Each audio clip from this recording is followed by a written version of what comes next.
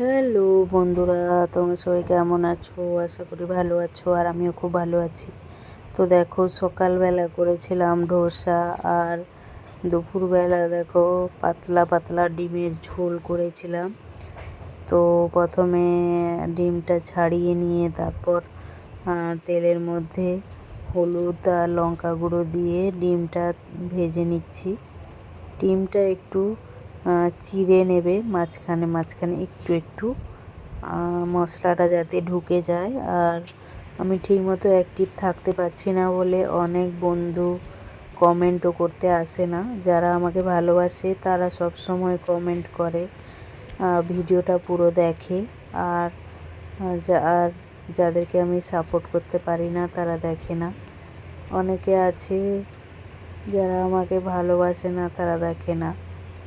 কিন্তু অনেক বন্ধু এখনও আছে যারা আমাকে ভালোবেসে ভিডিওগুলো দেখে, সব সময় আমার পাশে থাকে।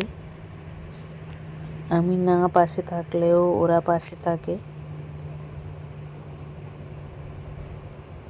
তারপর দেখো, আমি জিরে আর শুকনো লঙ্কা ফোড়ন দিয়ে একটা পেস্ট বানিয়ে নিয়েছিলাম। পেঁয়াজ, রসুন, আদা, কাঁচা লঙ্কা, শুকনো লঙ্কা, জিরে, ধনে সব কিছু পেস্ট বানিয়ে নিয়ে ভালো করে কষিয়ে ভাজা ডিম আর আলুটা দিয়ে ভালো করে কষিয়ে নিয়ে তারপর গরম জল দিয়ে দিয়েছি।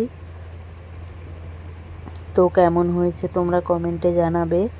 আর রান্না করেছিলাম হচ্ছে পুঁই শাকের তরকারি, পুঁই শাক, একটু লাল শাক, আর আলু, বেগুন আর চিংড়ি মাছ দিয়ে রান্না করেছিলাম।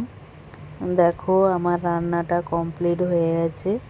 আর করেছিলাম ঢ্যাঁড়সের তরকারি চিংড়ি মাছ দিয়ে, আর তেঁতুল দিয়ে টক করেছিলাম। তো সবাই একটু আমার পাশে থাকো। আর আমার মেয়ে এখানে কি করছে দেখো, হেঁটে হেঁটে ছাদের উপরে চলে যাচ্ছে। আর দেখো, আমার টকটা রান্না হয়ে গেছে, পুরো ভিডিওটা দেখাতে পারলাম না।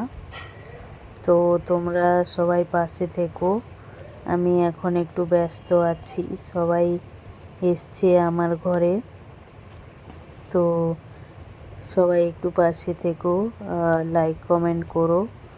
তো আমিও লাইক কমেন্ট করে পাশে থাকবো, যখন টাইম পাবো তখন চলে যাব।